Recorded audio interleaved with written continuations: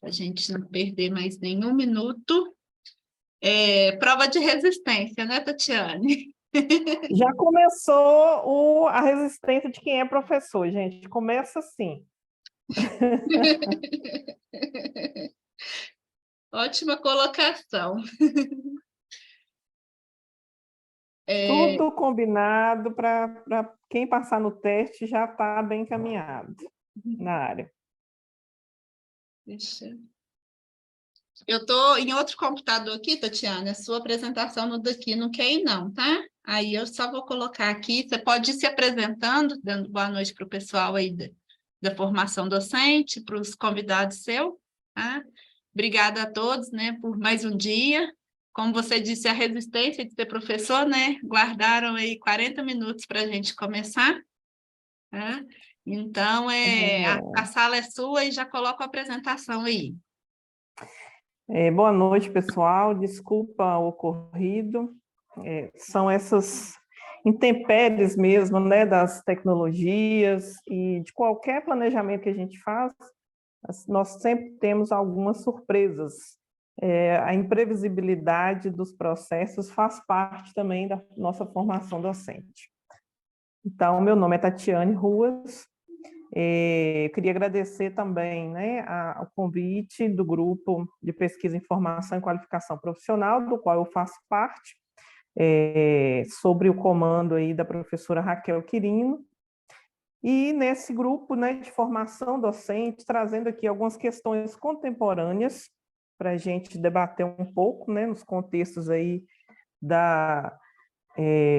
do pessoal que vem nos prestigiar, da turma da professora Sabrina, dos meus alunos da pedagogia EAD, dos alunos do PIBID, da UENG, Unidade Ibirité, do curso de pedagogia, de professores da educação básica também, supervisores do PIBID que estão aqui. E esse momento é um momento de compartilhamento, que a gente vai falar um pouco sobre o trabalho docente enquanto uma profissão de interações humanas. Tá? A inspiração dessa temática que eu trago aqui para vocês está um pouco, né, inspirado em um teórico, eu acho que não deu para compartilhar ainda. Antes da Luciana conseguir compartilhar, Gabriela está rindo aqui de alguma coisa. Olha eu vendo os comentários. Antes dela compartilhar, esqueci de me apresentar em termos de formação e de trajetória, tá? Porque está no slide, a gente perde até o rumo quando as coisas começam a desalinhar no início. Mas eu sou pedagoga, tá? Com doutorado e mestrado na área da educação, fiz o mestrado na educação tecnológica do Cefet, e a minha trajetória profissional sempre foi na área da educação, já trabalhei com anos iniciais, com educação infantil, na modalidade de educação de jovens e adultos, na educação técnica profissional também, e atualmente eu estou me debruçando na área de formação docente, especificamente em cursos de licenciatura, né, na educação superior. Tá Especialmente... compartilhando, tá? Aí, quando você quiser, só me Beleza. avisa para eu passar para o próximo. Tá, pode passar. Especialmente na área das licenciaturas, onde a gente tem hoje 8 licenciaturas na Universidade do Estado de Minas Gerais, Unidade Ibirité, e 2 pedagogias, né, uma presencial e uma à distância, onde eu atuo mais. Na pedagogia à distância, eu estou na coordenação do curso e sou professora na pedagogia presencial e desenvolvo pesquisas na área também de formação docente, trabalho docente, de educação à distância, de gestão escolar, de relações de gênero, interseccionalidades, entre outros temas que a gente desenvolve aí durante a nossa trajetória. Então, eu já passei por vários segmentos e pelos 2 níveis de educação escolar que a gente tem estabelecidos aqui no Brasil, de acordo com as legislações. Então, eu falei um pouco da minha trajetória, né, das minhas trajetórias, e a intenção, retomando aqui com vocês, a intenção desse debate é a gente trazer algumas especificidades do trabalho docente, né, dessa profissão que, segundo Maurício Tardif e Cláudio Lessard, é um trabalho que implica interações humanas, tá? E daí decorre algumas inspirações que são desses autores, principalmente. Aí você passa para o próximo, fazendo favor, Luciana. Antes disso, né, queria fazer uma homenagem ao professor Maurício Tardif, lembrando aí que no dia 7 de maio ele faleceu, deixando aí para nós um grande legado, inúmeros trabalhos, publicações, com certeza um lastro de conhecimento, de epistemologias, de debates para a área da formação e profissão docente, inestimáveis. A trajetória dele acadêmica marcou, né, e marca os grupos de trabalho e de pesquisa nessa área, e aqui está apenas uma foto para a gente lembrar e rememorar os grandes feitos do professor Tardif para a área específica que a gente está tratando. No próximo slide, eu trouxe 3 imagens de livros, né, de publicação deles e dele com o Lessard também, mas tem vários artigos, nós temos vários outros escritos que tá também permeados aí pelas ideias, pela trajetória e pela construção teórica do Maurício Tardif. Especificamente hoje, eu vou me ater a esse livrinho do meio aqui, que é da capa rosa, né, que chama O Trabalho Docente. E nele a gente vai ver algumas configurações de como que esse campo profissional ele vem se constituindo ao longo do tempo. Tá? Então, aqui é só para vocês, provavelmente muita gente já conhece esses livros, né, Saberes Docente e Formação Profissional do Tardif, da capinha azul que a gente fala, o outro da capa rosa, o outro da capa branca, que é o ofício de professor, em que eles são organizadores, entre diversas outras publicações, artigos e periódicos que ele tem espalhados pelo mundo, né? É um dos autores, inclusive, mais lidos na área de trabalho e profissão docente no Brasil, por isso aqui também a relevância de lembrá-lo nas nossas falas. Vamos para o próximo? Bem, por início da nossa conversa, eu pedi a Luciana aqui para reproduzir o link que eu disponibilizei aqui na apresentação, para a gente começar o fio da meada, começar a conversa aqui com um livro de literatura infantil. Eu gosto muito de trazer histórias que dá para a gente fazer algumas analogias, alguns procedimentos aqui de raciocínio para a gente pensar um pouco de forma lúdica alguns contextos. Aí, Lu, você consegue passar para nós? Vamos descobrir agora. Vamos descobrir. É uma história, tá? É um livro de literatura, escrito por Ruth Rocha. Não sei se alguém conhece, que chama Nicolau Tinha uma Ideia. Aí nós vamos ver o que Nicolau está falando para a gente, que recado que ele está mandando para a gente nesse livro. Vamos ver se a Luciana consegue reproduzir para nós.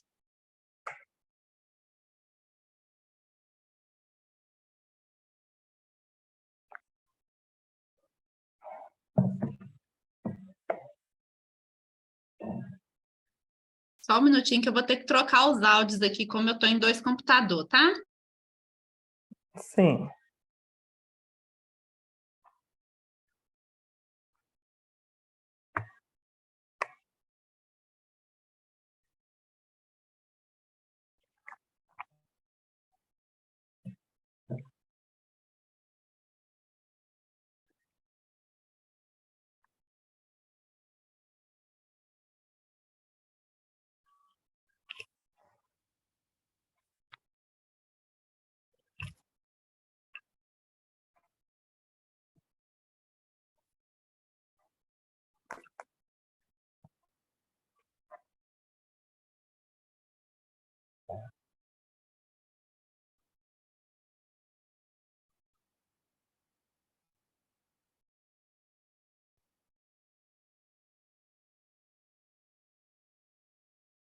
Não estamos ouvindo, não, Lu.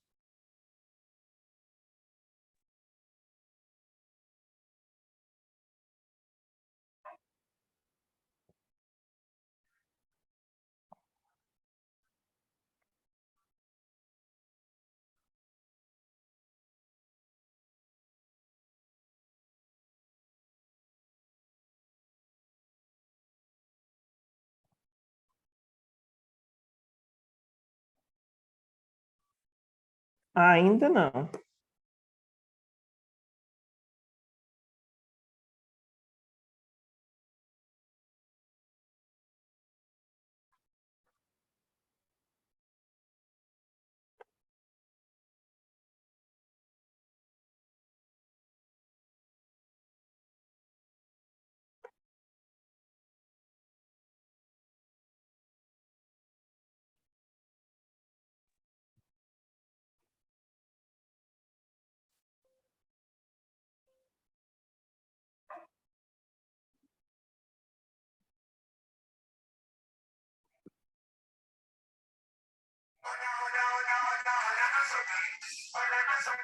Estou tentando passar aqui no meu computador, porque aí eu leria para vocês.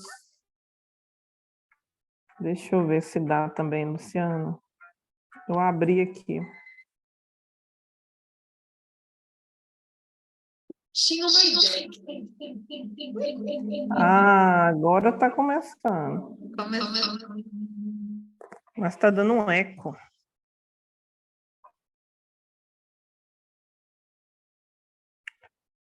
Tentei abrir aqui também. Aí passou uma propaganda. Vamos ver. Você consegue? Senão eu leio aqui.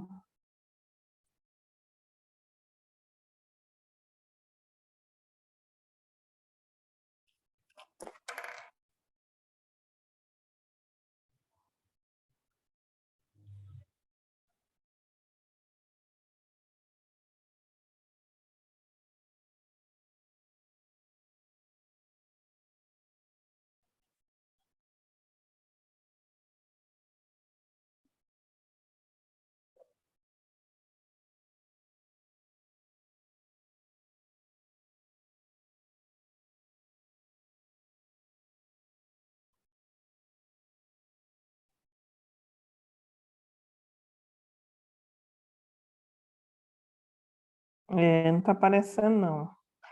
Maria, Bem, tinha uma ideia. agora sim. Nicolau tinha uma ideia de Ruth Rocha. Isso, agora sim. Era uma vez um lugar onde cada pessoa só tinha uma ideia na cabeça. João tinha uma ideia assim. Maria tinha uma ideia assim. Pedro tinha uma ideia desse jeito.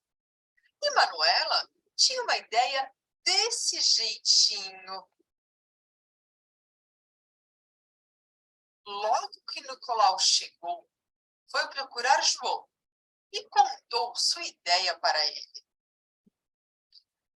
E João ficou com duas ideias na cabeça. João contou a ideia dele para Nicolau. E Nicolau ficou com duas ideias na cabeça. Aí, Nicolau foi contar sua ideia para Maria. E Maria ficou com duas ideias na cabeça e contou a Nicolau a ideia dela. Nicolau ficou com três ideias na cabeça. Nicolau falou com Pedro, com Manuela e uma porção de gente mais. Nicolau ficou cheio de ideias. E as ideias de Nicolau começaram a se misturar umas com as outras e a formar muitas outras ideias. Então, as pessoas começaram a achar que era muito divertido ter muitas ideias na cabeça. Começaram a procurar Nicolau para ele contar as ideias que ele agora tinha. E todo mundo foi ficando com uma porção de ideias na cabeça. Aí, cada um resolveu trazer os filhos para o Nicolau contar suas ideias. Nicolau teve que arranjar um lugar grande, onde ele pudesse contar às crianças as suas ideias. E naquele lugar, Agora, todo mundo tem uma porção de ideias. Como você, que também conversa com os outros, ouve as ideias deles e aprende uma porção de ideias na escola. Fim. Esta história foi lida pelos Bisnagas Kids. Galerinha, não esqueça de se inscrever no canal e deixar o seu joinha. Até a próxima! Então, pessoal, essa história eu gosto muito de ilustrar, dá para a gente trabalhar uma porção de coisas, né? E quando... Vou esperar a Lu também projetar novamente a Pode ir aí que eu estou apresentação. aqui. Eu Tá, eu troco vou de máquina, conversando. eu me perco. Essa mulher das máquinas, né, gente? Então, a Nicolau, se a gente for observar, lá na época dele, né, reportando aí a um contexto, uma sociedade específica, ele já executava um procedimento de trocas de ideias.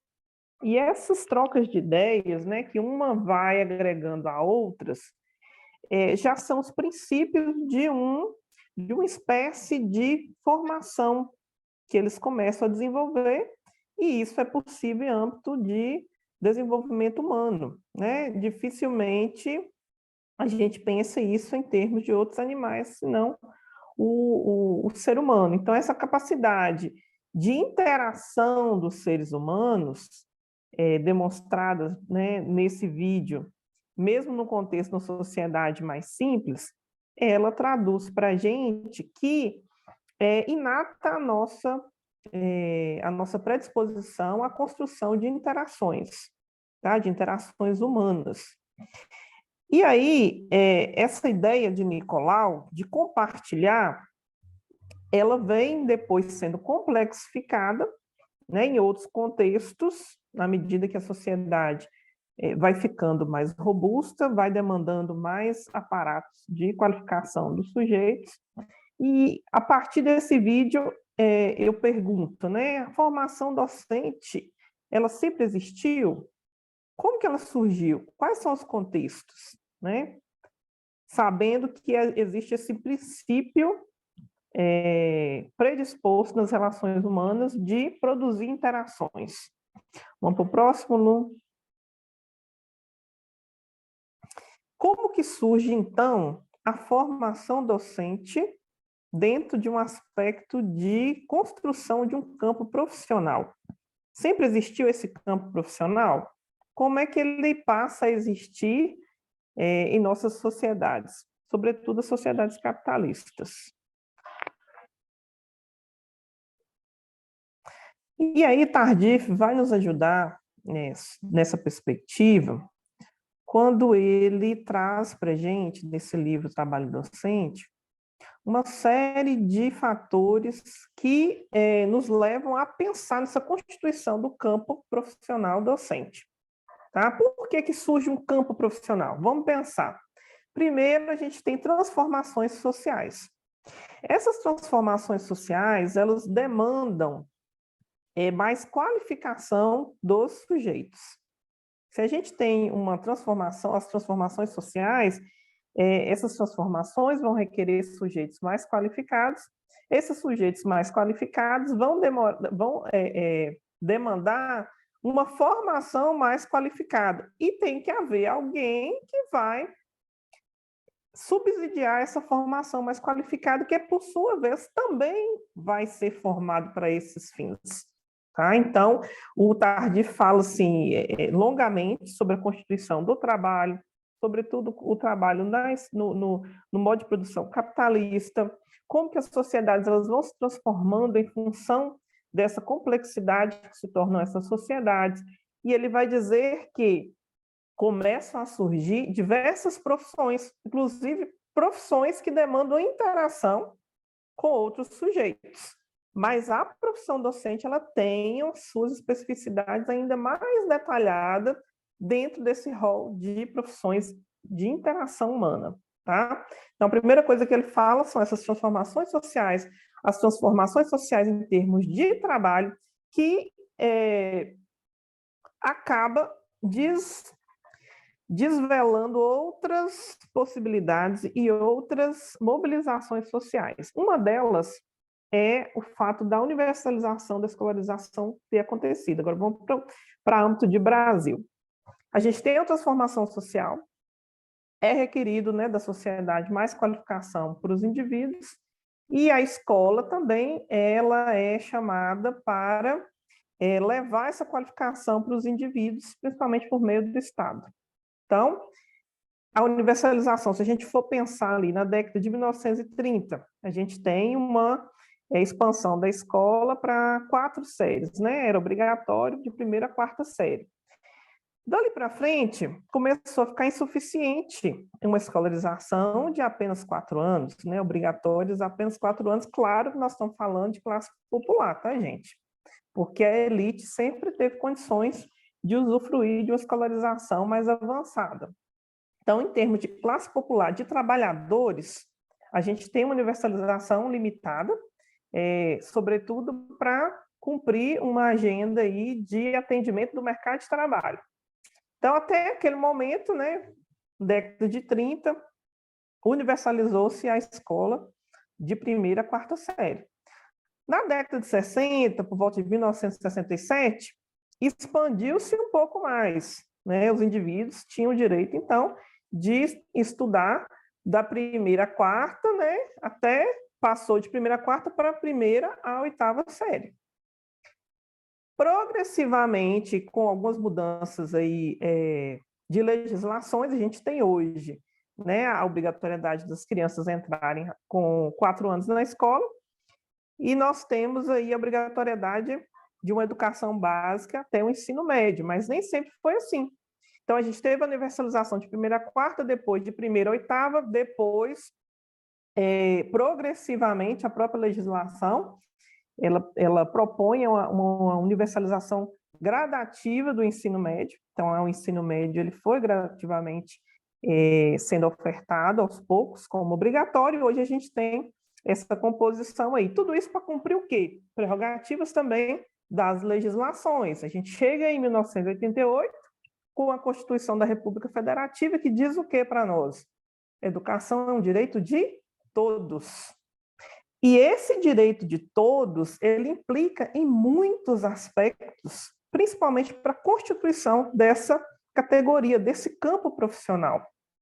Porque se eu complexifico a oferta, se eu agora tenho a obrigação de universalizar a escola, ou seja, eu tenho que promover o acesso à educação, eu tenho também que promover a permanência desses estudantes na educação básica, ou seja, eu tenho que criar mecanismos para que esse indivíduo consiga vivenciar a escolarização. E eu tenho um terceiro ponto, que é a oferta da qualidade da educação.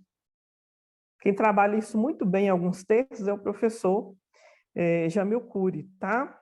Ele fala muito bem desses aspectos do acesso, da permanência e da qualidade da educação, que a gente vai ver progressivamente ela acontecer também. Então, no primeiro momento da universalização, a gente tem uma necessidade de expandir a entrada dessas crianças, desses jovens, desses adultos.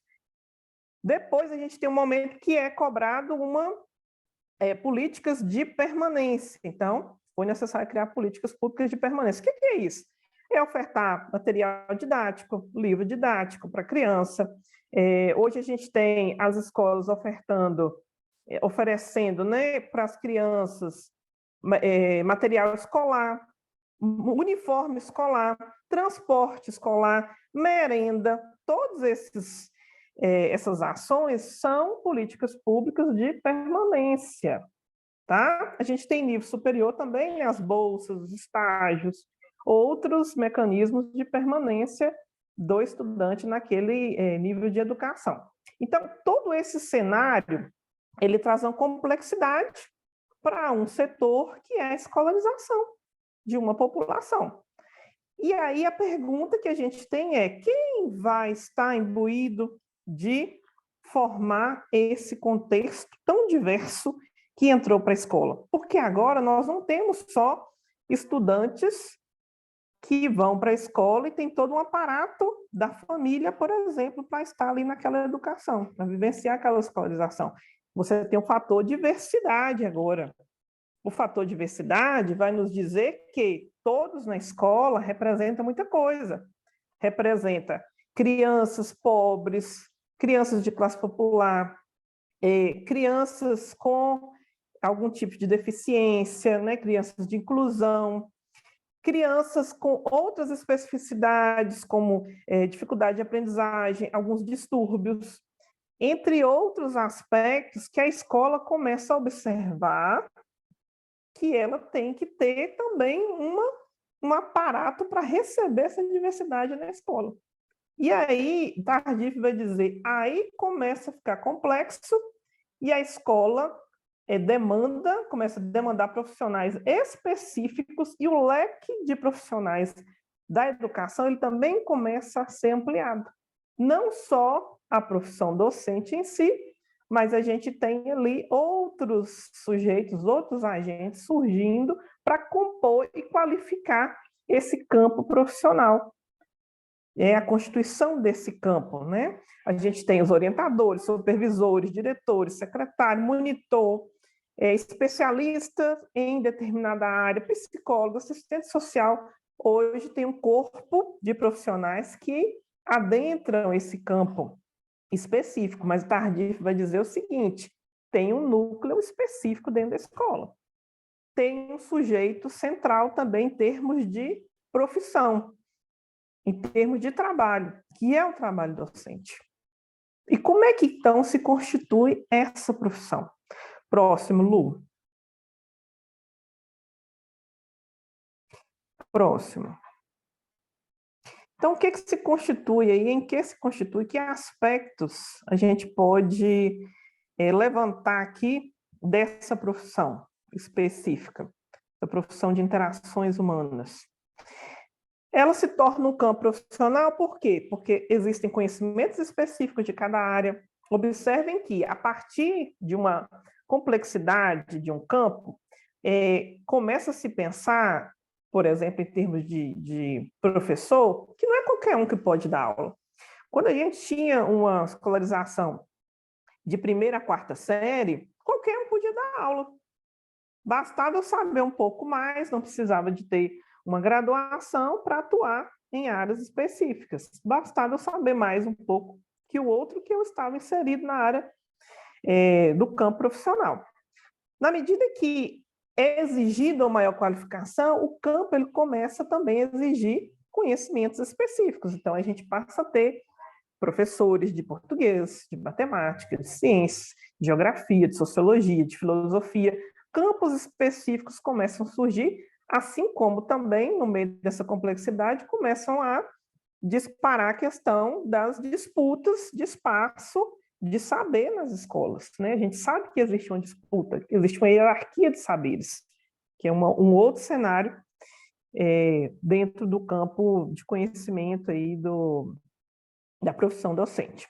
A gente tem o que o Tardif chama também de organização de classe, né? Da classe profissional. A gente tem sindicatos, a gente tem associações, a gente tem toda, ou deveria ter, pelo menos, né, uma organização que vai também lutar por plano de carreira, que vai pensar em uma organização sistêmica, tá?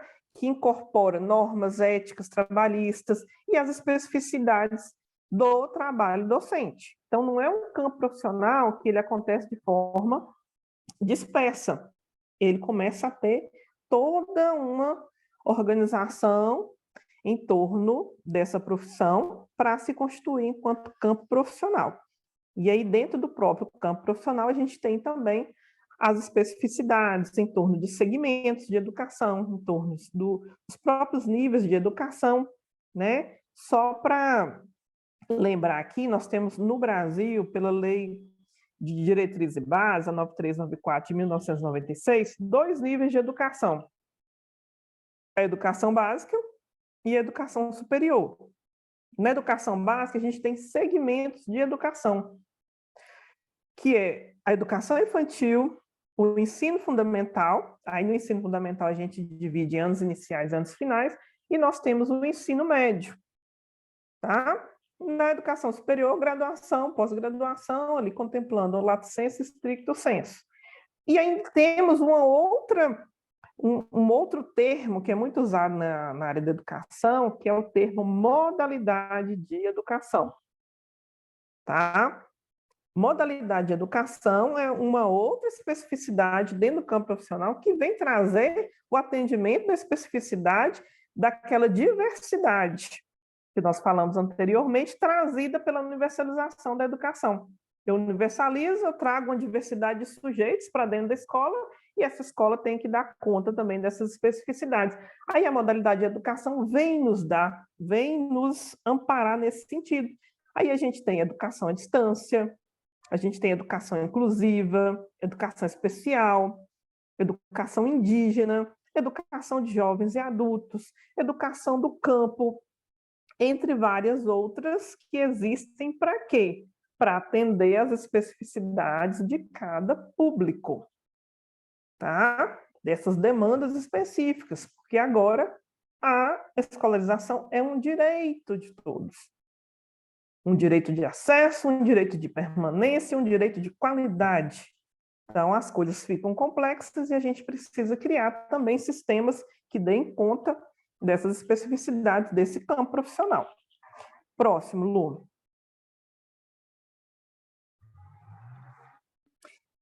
E quais são essas especificidades do trabalho do docente? Quais seriam? O que Tardif nos diz aí que são essas especificidades? Ele traz um termo, assim, fantástico. Ele fala o seguinte: a docência é uma forma particular de trabalho sobre, para e com o ser humano. Lembra lá de Nicolau? Nicolau ele interagia com quem? Com outro ser humano. Com o ser humano, para o ser humano, criando ideias, criando tecnologias, artefatos tecnológicos, para quê? Para usufruir daqueles artefatos em seu próprio benefício. Isso é o sentido primeiro do que é o trabalho, né, gente? A gente utiliza, interfere na natureza, utiliza de instrumentos, transforma aqueles instrumentos para nos atender de alguma forma.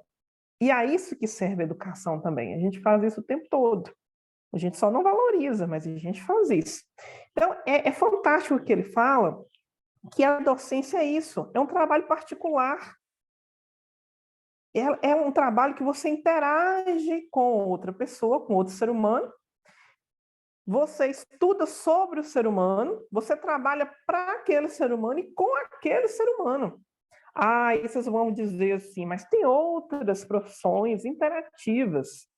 Sim, com a expansão, né, da complexidade das sociedades, surgiram diversas profissões, sim, interativas. Por exemplo, o advogado, né, ele advoga ali especificamente com sujeitos, o médico também, o terapeuta, o psicólogo,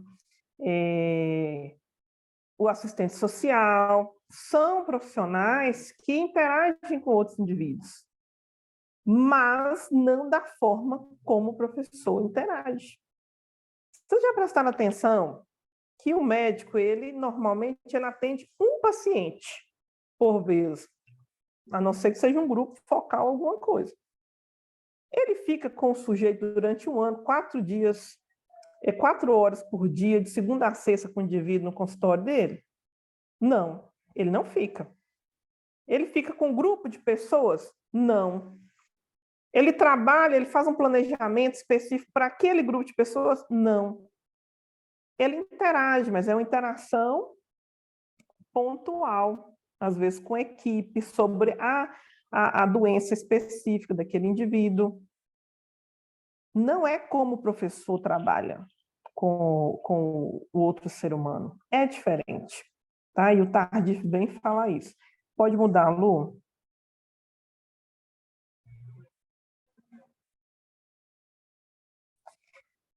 E aí ele vai falar, né, a expansão do trabalho interativo.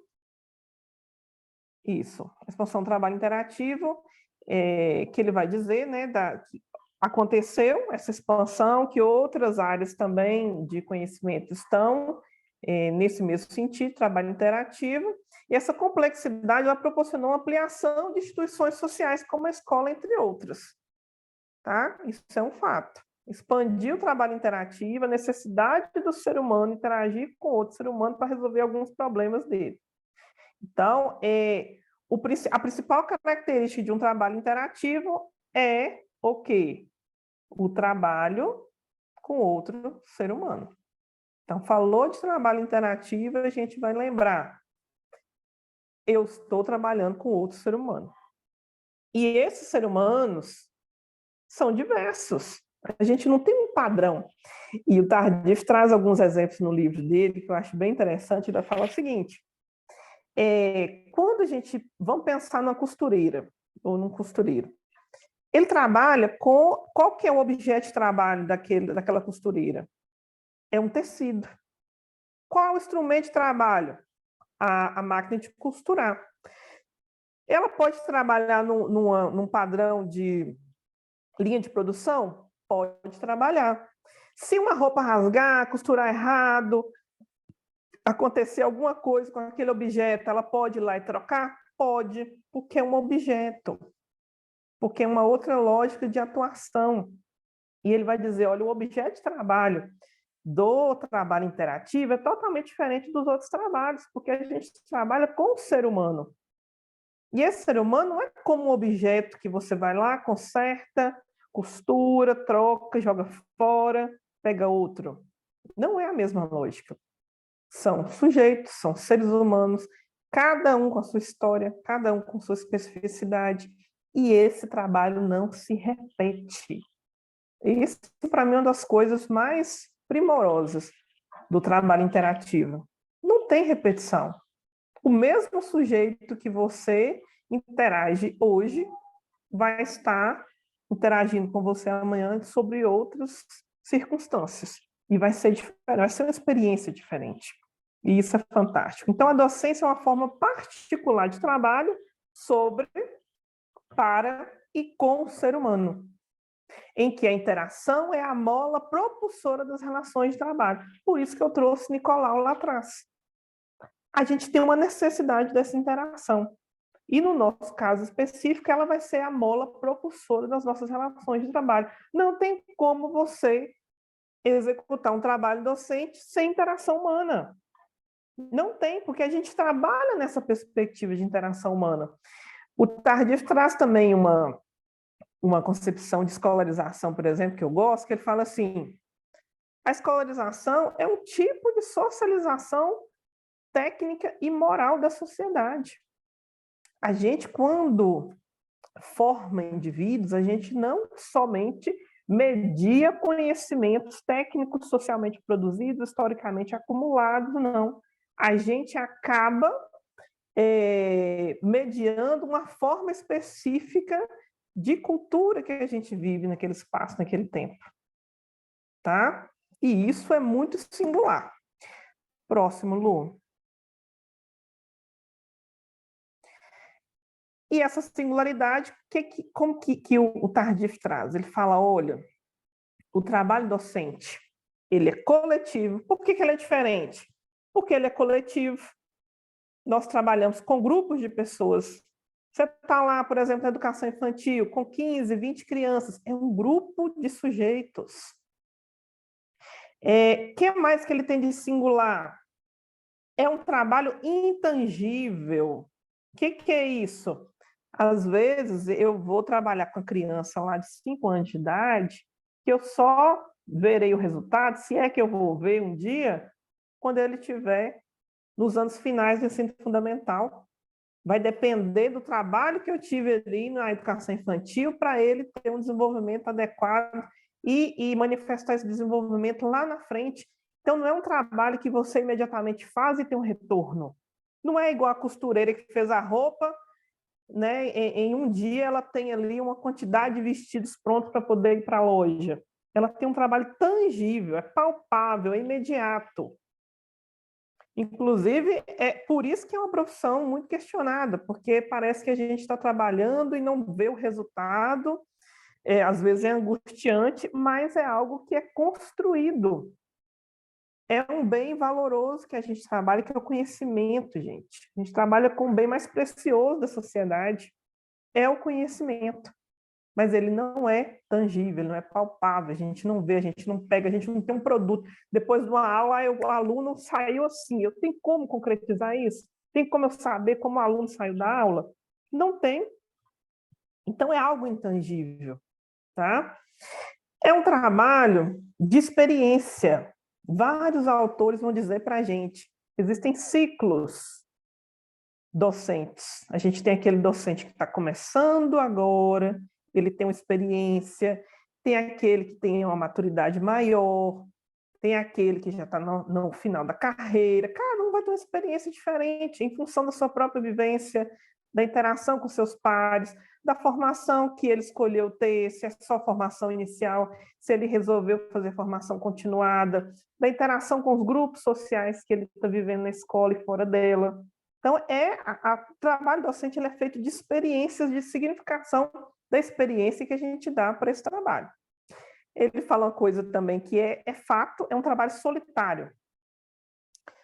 E prestem atenção, a gente chega na sala, igual eu falei com vocês, vão chegar ali na sala de ensino médio, 40, 50 alunos.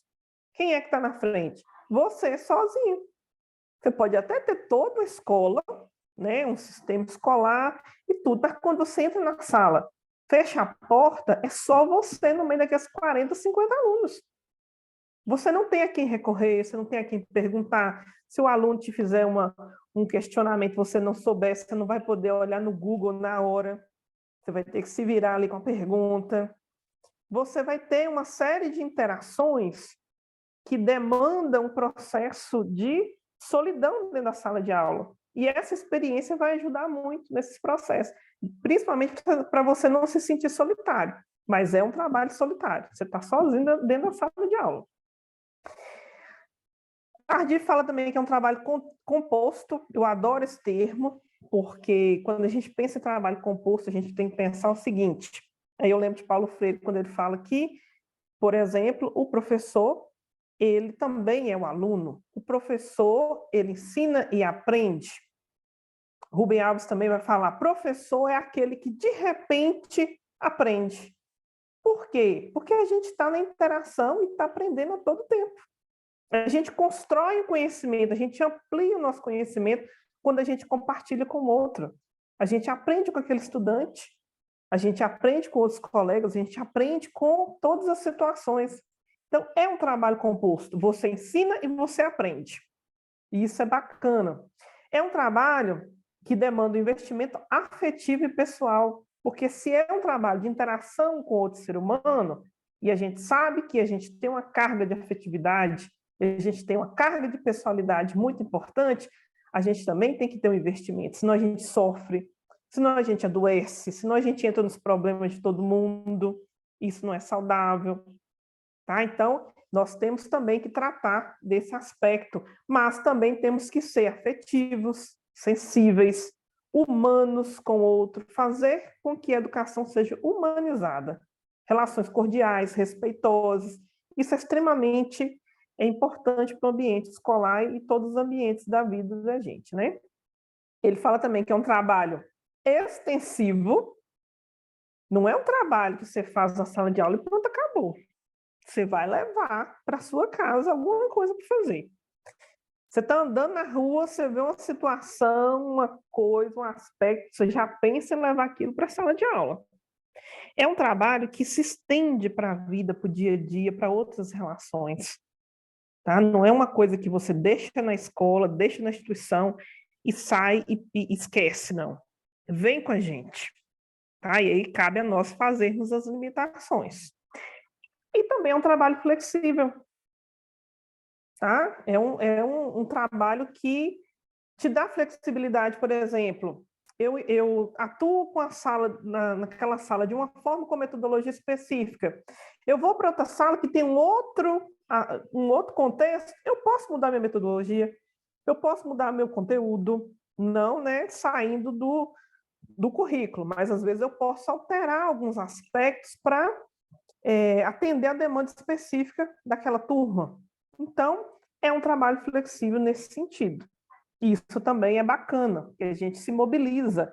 Não é um trabalho monótono que você fica ali, ou pelo menos não deveria ser, um trabalho que você reproduz um conhecimento o tempo todo. Ele demanda da gente, de um profissional qualificado e preocupado, né, realmente com a educação de qualidade, ele vai sempre mudar suas formas de mediar o conhecimento, porque as turmas nunca são iguais. Os sujeitos nunca são iguais. Próximo, Lu. E aí, eu fiz aqui um esquema, né, para a gente pensar nesse trabalho docente enquanto uma profissão de interações humanas, né, trouxe aqui alguns elementos que ele vai nos dizer o seguinte: a educação ela está imbricada também em uma teia de ramificações. A gente não tem só a sala de aula. Ele vai falar, olha, a sala de aula é o núcleo escolar, é a célula, é a vida, é onde os alunos pulsam, onde os alunos vão para poder aprender, é onde o professor tem a oportunidade de mediar, de moldar a sua aula, de interagir com aqueles sujeitos. É onde o professor está ali para fazer o que ele sabe fazer. Mas ele não está num sistema deslocado de outros contextos. Essa célula ela está também incluída no sistema educacional. Esse sistema educacional vai estar também imbuído, né, de um processo de escolarização, como eu falei com vocês, ó, que requer uma socialização, que requer uma certa moralização, que vai para dentro da escola, que é um setor social da sociedade. A escola também não existe sozinha, ela está inserida num contexto educacional, de um sistema educacional de uma determinada sociedade. Tá? Então, a gente tem aspectos. É muito claro, essa moralização não é moralização de aspectos conservadores, é no sentido de a gente, às vezes, né, até inconscientemente, reproduz alguns aspectos das normas sociais mesmo. Vamos pensar aqui numa turma de adolescentes, jovens adolescentes, que estão ali no ensino médio. E eles, principalmente classe popular, né, gente? Que está procurando já um emprego, etc. e tal. Aí aquele aluno tem um tipo de comportamento que a gente percebe que não vai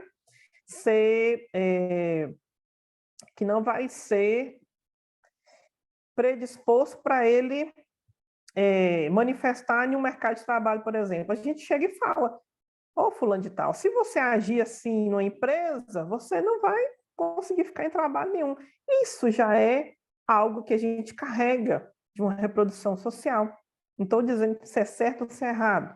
Estou dizendo que a gente também tenta adequar nossos jovens, né, nossas crianças, nossos jovens, adultos, para um contexto social que é requisitado da gente. Né? A escola está ali também para fazer essa formatação desses indivíduos. Não vamos ser ingênuos aqui de achar que isso não acontece. Então, acontece.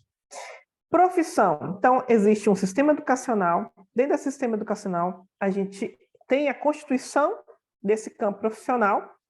E aí, para que esse campo profissional ele seja reafirmado, nós tem que ter um aspecto muito claro na cabeça da gente, que é a formação. Eu não tenho uma profissão consolidada se eu não tenho um campo de conhecimento consolidado e se eu não tenho um campo que se normatize, que se materialize em uma formação. Então, eu preciso de cursos que dê sustentação para aquela profissão. Eu preciso de uma formação para o biólogo, para a bióloga. Eu preciso de uma formação para o pedagogo, para a pedagoga que vai trabalhar na educação infantil anos iniciais. Eu preciso de uma formação para o filósofo. Eu preciso de uma formação para o cientista social, para a sociologia. Eu preciso de uma formação específica para o professor de matemática, enfim. Aí, nessa fragmentação dos conhecimentos, nessa divisão por área, cada área vai ter a sua busca por sua qualificação por meio da formação. Formação docente, ela é primordial, mas não só por área de conhecimentos específicos. A formação docente, ela requer também conhecimentos didáticos, pedagógicos, que potencialize a forma de mediação do conhecimento. São todos esses aspectos que a gente falou. Como que eu vou garantir uma interação com esse ser humano se eu tenho um objetivo que é mediar um conhecimento específico para que ele aprenda, para que ele demonstre conhecimento específico sobre aquela área?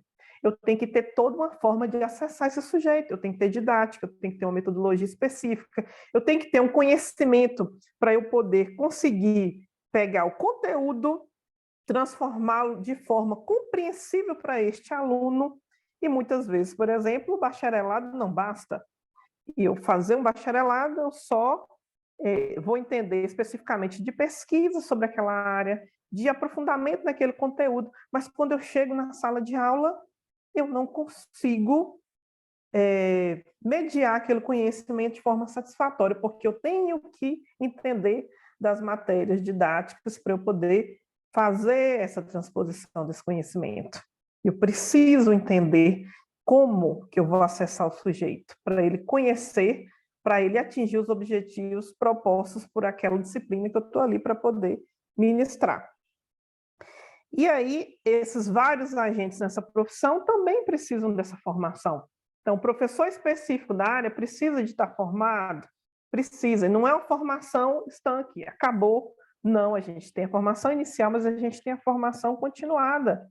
Quem escolher ser professor, professora, não pode parar de estudar nunca. E dependendo do campo específico que eu escolher atuar, eu tenho que me instrumentalizar ainda mais daqueles conteúdos, daqueles conhecimentos daquela área específica.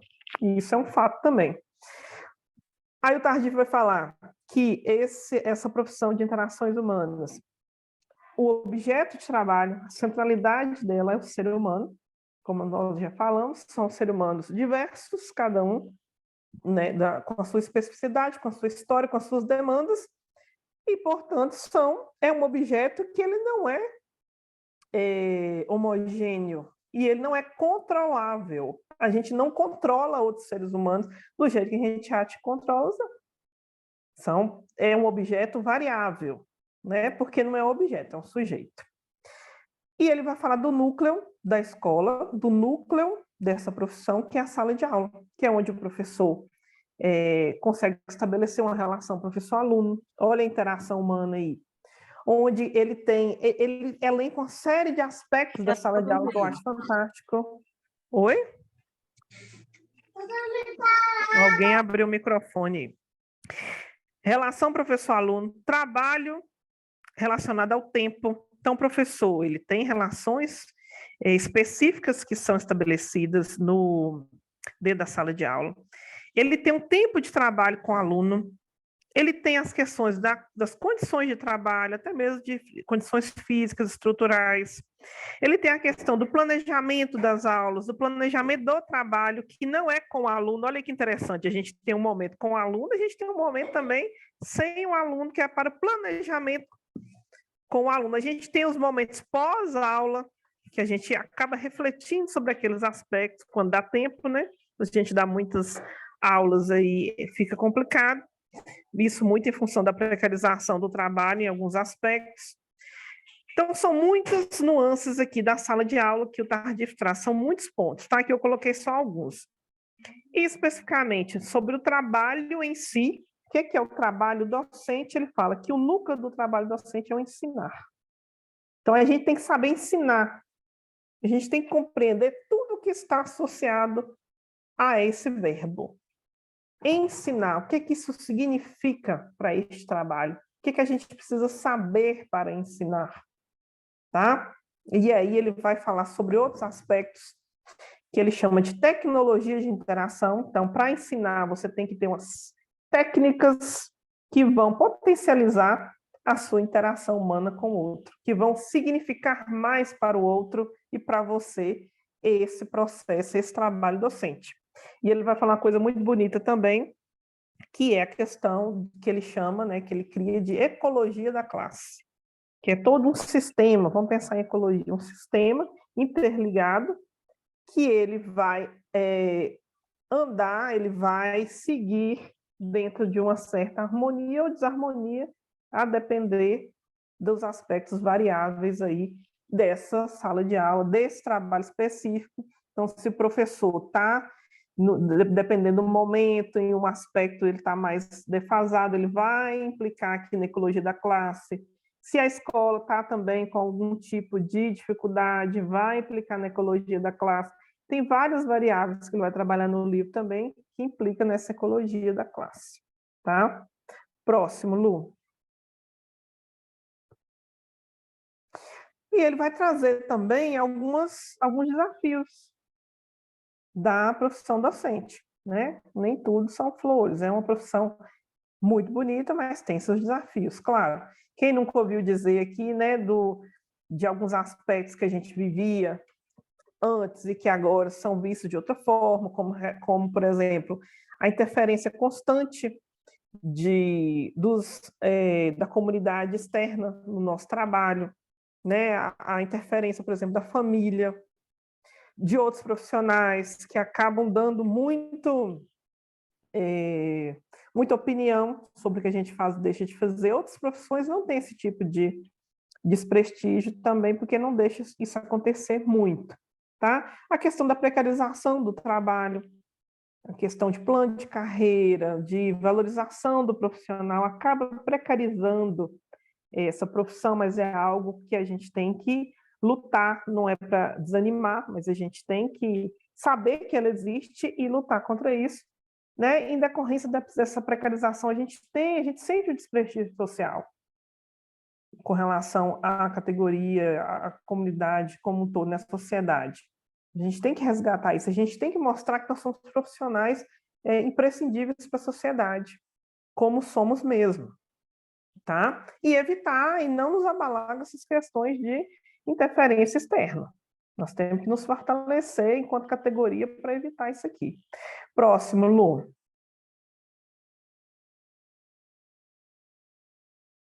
E olha que bonito. Tem desafio? Tem desafio, gente. Mas tem potencialidades. Vamos nos apegar a essas potencialidades, que é bonito demais. Eu estava falando com vocês, a gente atua com um dos bens mais preciosos de uma sociedade, que é o conhecimento. O conhecimento tem um poder de mudança enorme.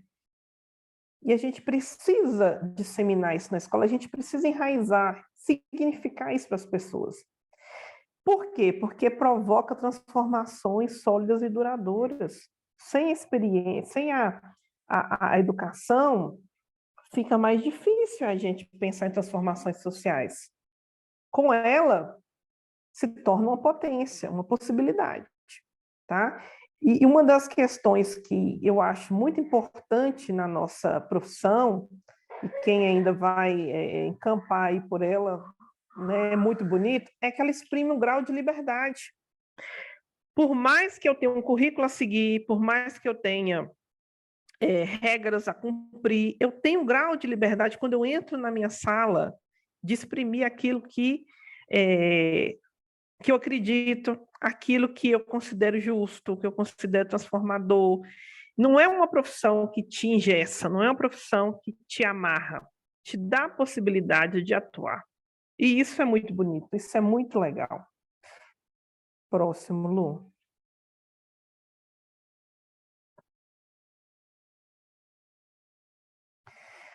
E aí, a complexidade da profissão demanda formações docentes comprometidas com o desenvolvimento da humanidade. Isso aqui é o que eu considero.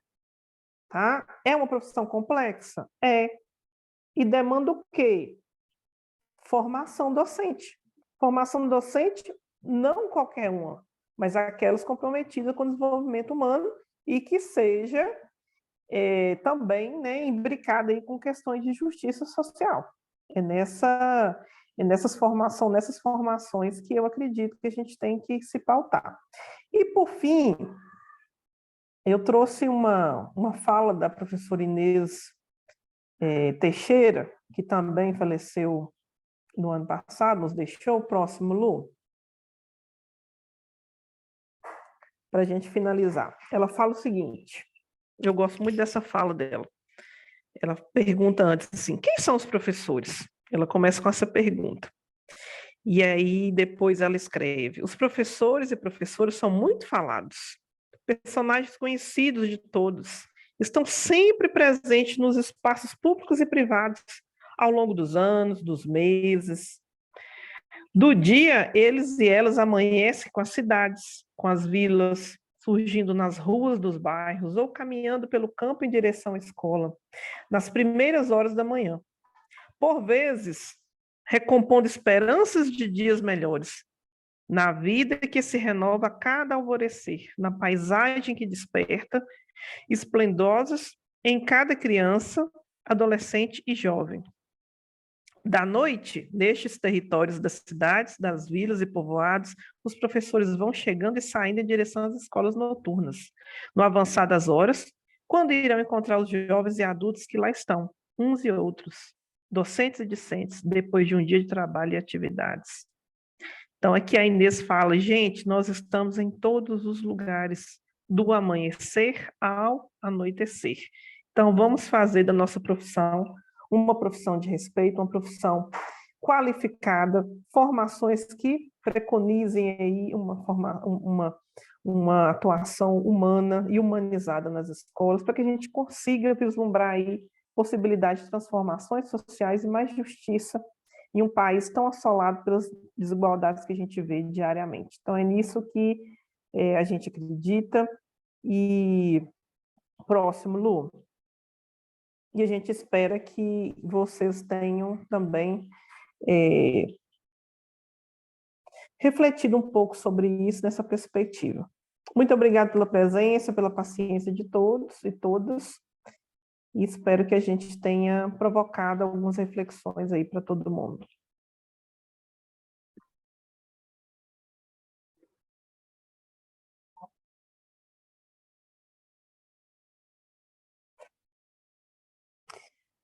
Tem algum comentário, Lu?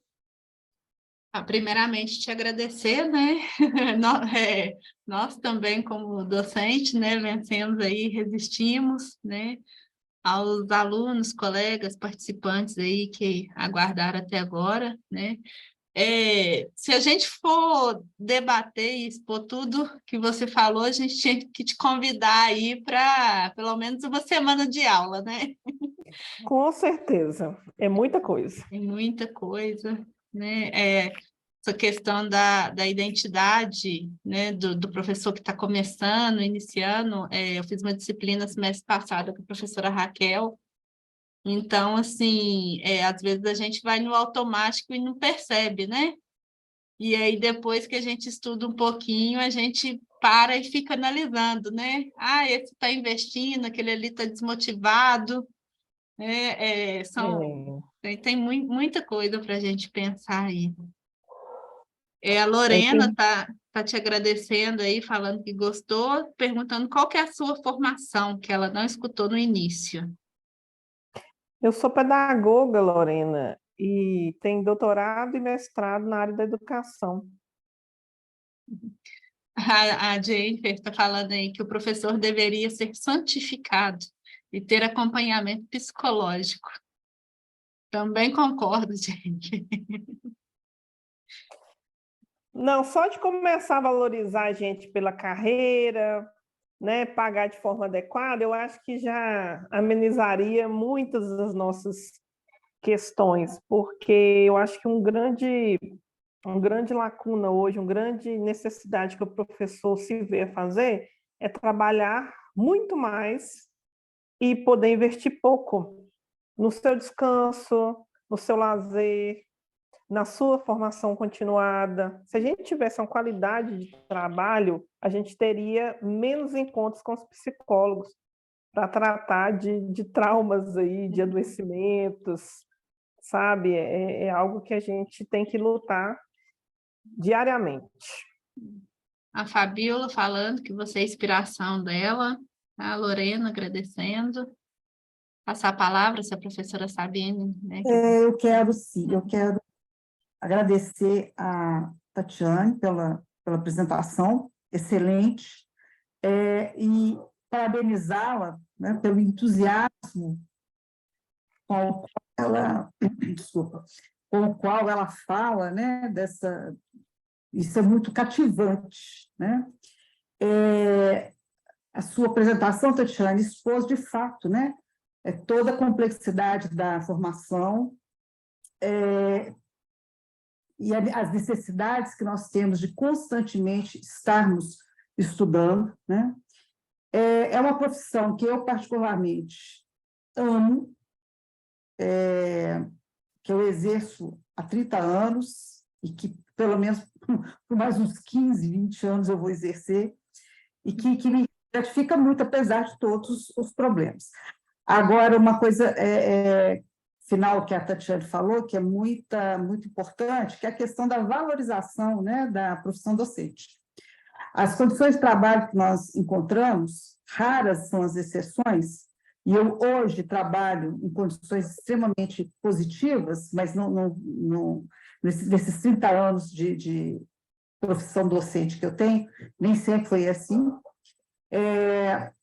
As péssimas condições de trabalho, o salário aquém, né, das nossas necessidades, inclusive formativas, isso é um desestímulo. Não sei se vocês viram, nessa semana saiu na Folha de São Paulo, 70% dos estudantes de licenciatura na área das exatas desistem do curso.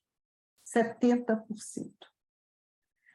Nós estamos chegando numa situação, inclusive essa matéria chama atenção, de um apagão na nossa profissão. Essa questão do apagão docente é algo que, desde os finais da década de 90, é aventado. O professor Henrique Argrives, que foi secretário do Itamar Franco, quando o Itamar Franco era governador de Minas, nos anos 90. No final dos anos 90 e início dos anos 2000. Quando conselheiro do Conselho Nacional de Educação, ele, junto com outros conselheiros, fizeram um estudo chamando atenção para isso, o déficit de professores na área das ciências exatas, física, química, biologia, e da temática também. E essa reportagem, vou pensar assim, 25 anos depois desse levantamento feito pelo Conselho Nacional, essa reportagem aponta para isso. A maioria dos professores que estão em sala de aula na área das ciências exatas, física, química e biologia, não são qualificados para estar dando aula de física, química e biologia. Né? Então, assim, a gente tem percebido isso aqui no nosso curso mesmo de formação docente, nós percebemos um declínio de candidatos para fazer o curso, e ao longo do curso uma evasão assim, chocante. Então, assim, é uma realidade muito, muito complicada, e como você mesmo chamou a atenção, Tatiane, né? É uma coisa que nós temos que lutar, somos nós, professores, que temos que lutar politicamente para reverter esse quadro, né? Porque se não houver luta da nossa parte, esse quadro tende a ficar pior, né? O Estado abriu as inscrições, né? O Estado de Minas Gerais abriu as inscrições para o concurso, não sei se vocês também viram. Salário, gente, é assim, ofensivo o salário oferecido por 40 horas de trabalho. Quando eu vi o edital, eu falei, não acredito isso. O salário de 40 horas e ainda deixam claro no edital. Quem trabalhar menos de 40 horas, o salário é proporcional. Então, salário muito baixo, condições de trabalho muito precárias, e que a gente vai ter que enfrentar essa luta. Somos nós, né, professores, que vamos ter que enfrentar essa luta para reverter esse quadro. É muito desalentador, né? Muito desanimador, e você falou aí dessa baixa procura nos cursos de ciências exatas. Essa semana passada eu estava atrás de um professor aqui em Birité que desse aula de sociologia, formado em Ciências Sociais, porque a gente abriu um curso aqui agora de licenciatura em Ciências Sociais. Sim. Eu não encontrei. Por quê? Porque agora o ensino médio só tem 3 horas aula de Sociologia no primeiro ano, e quem dá aula de Sociologia é a professora de História, é o professor de Filosofia, porque não tem ninguém formado Pois na é. área específica. Então, Exato. é algo Você assim. pegando o curso aí? Eu coordeno curso de pedagogia. Eu trabalhei aí na fundação quando, exatamente quando o Itamar Franco abre, não havia como expandir a UENG. Eu trabalhava na UENG nessa época, e não houve como expandir a UENG, não abriu concurso na UENG, isso no início dos anos 2000. E aí, uma estratégia que o governo Itamar Franco teve foi criar o Instituto Superior de Educação Anísio Teixeira, aí na Fundação Anísio, né? Sim. Uhum. E eu iniciei aí, o curso começa em 2001, no segundo semestre de 2001, eu comecei no primeiro semestre de 2002, o curso era no curso normal superior, e depois a coisa foi ampliando, né? Quando Sim. o Instituto acabou entrando em bancarrota, porque cobrava uma mensalidade muito baixa, mas ainda assim, né, as condições do país foram ficando cada vez mais complicadas, e financeiramente esse instituto se inviabiliza, e aí sim, né, a UENG assume, né, aí o curso já tinha pedagogia, né, que o normal superior transformou-se em pedagogia, Ciências, ciências biológicas, biologia, educação física, matemática, matemática e letras. letras, né? Isso. Os cursos, e aí a coisa está ampliando, né? A UENG Ibirité tem ampliado. Mas, assim, é Uhum. um problema sério, realmente, para conseguir professores. Mesmo professores de filosofia, né? O curso de filosofia, ele já forma poucos, e na licenciatura, menos ainda. Porque não há estímulo, realmente não há estímulo. Não há. E os cursos que têm menos procura aqui é o de Ciências Biológicas e o de Matemática. Pois é, exatamente. Exatamente onde tem déficit de professor muito grande, né? Que são essas, principalmente física, química e biologia e matemática, né? Exatamente. E nós abrimos física aqui. Ah, Tem curso de física. A partir desse ano, abrimos uma turma. Assim, pouco baixo, mas abriu, né, a procura. Porque continua essa ideia de um centro de formação de professores. sim, Então, sim. quanto mais formações a gente conseguir trazer, melhor. Mas, realmente, o cenário é bem preocupante. Exatamente. Para as instituições formadoras, é preocupante porque a gente não consegue captar, né? Captar aluno. Exatamente. Condições de Pública, trabalho. gratuita, está difícil, você Exatamente. imagina. E Exatamente. agora, o grande percentual de licenciaturas está sendo ofertado na modalidade à distância. Exato, exatamente. Exatamente. Tem ainda esse contraponto aí que... Exatamente. Inclusive, essa reportagem chama atenção, né, para essa questão dos cursos de formação serem oferecidos por via da EAD, e que a inadequação, né, desse tipo de curso para a formação de professores. Porque é uma profissão de interações humanas. Exato, exato. Né? Como que a gente vai potencializar essas interações só no âmbito da Exato, EAD na perspectiva mercadológica? exatamente. E a EAD, no conceito mesmo dela original, ela tem uma perspectiva interessante de atender aos locais onde a formação não chega. Mas a gente sabe que Né? Mas a gente sabe... a questão é elas são... Exatamente. É mercadológica, né? R$50 a mensalidade, você leva 3 cursos. Exatamente. Tipo assim, então realmente aí não dá para trabalhar. E uma formação extremamente precária, né? Demais. Não tem formação, não tem condição nenhuma. E elas se fortalecem muito em função dessa precarização que a gente vive. Se eu tenho um salário precário, por que eu vou ter uma formação em que eu vou ter que investir? Não preciso investir. Tá? Então, assim, é um ciclo, né? Uma bola de neve que uma coisa vai se arrolando na outra e fica cada vez mais difícil. Mas a Exatamente. gente tem que batalhar, porque a luta é grande. Isso mesmo. E aí vamos seguindo, né? Isso. A Jennifer, né, falou que teria como demanda para a formação docente com salário baixíssimo e vergonhoso, né, que EAD de licenciatura é um absurdo, né, a opinião dela. A Pamela está falando que excelentes reflexões. E a Silmara perguntou os mecanismos para vivenciar a escolarização incluem o valor diversidade? Os mecanismos para Vivenciar a escolarização inclui o fator diversidade? inclui, porque hoje você não tem como pensar em escolarização sem pensar em como você vai atender a um público diverso, que é aquele público que tem demandas específicas, né? Por exemplo, como que você não vai trabalhar com educação inclusiva na escola hoje?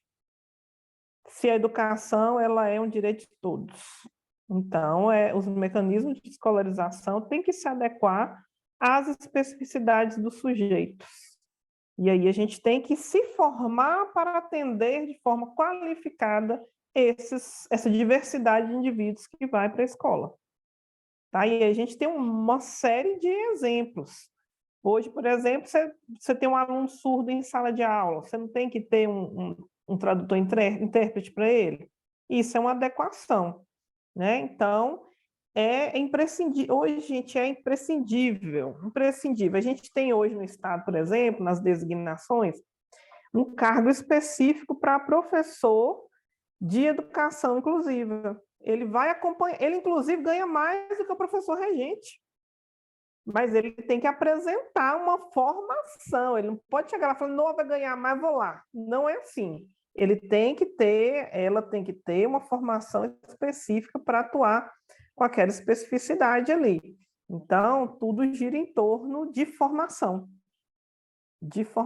para a gente poder ir angariando aí esses espaços, tá?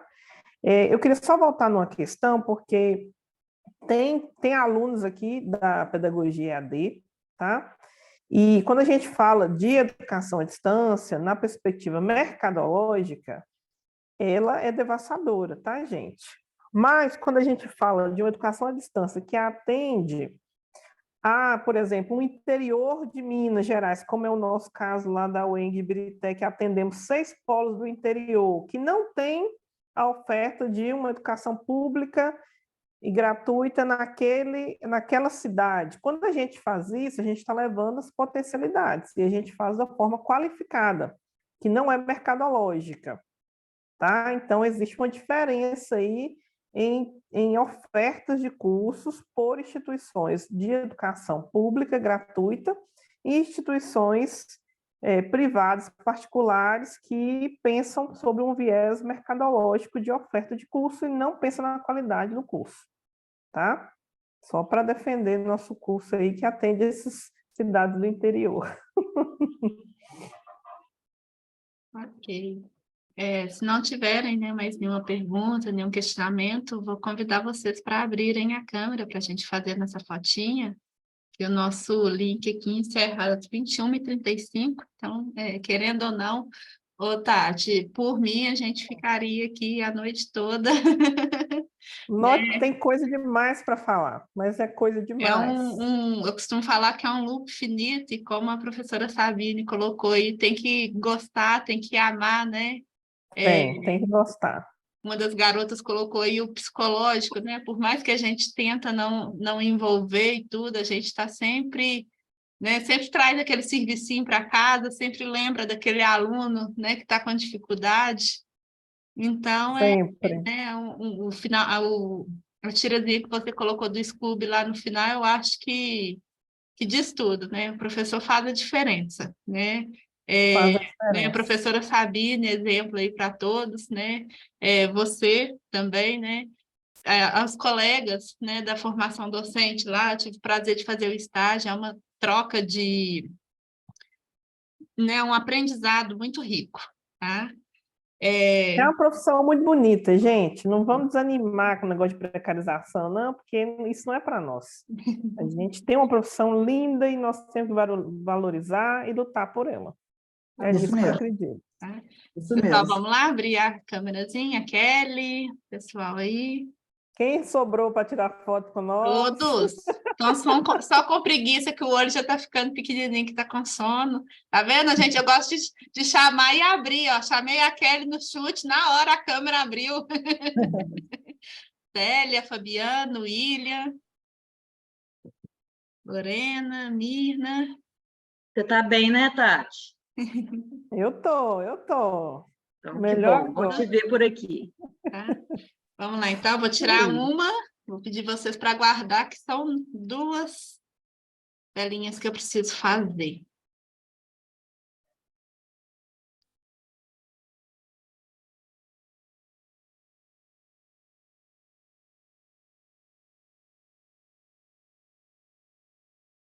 Um minutinho que eu vou fazer isso aqui.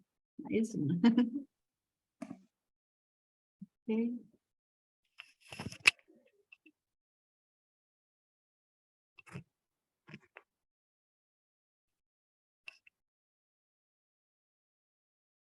Minutinho, pessoal. Deixa eu só conferir que eu acho que ainda temos um minutinho.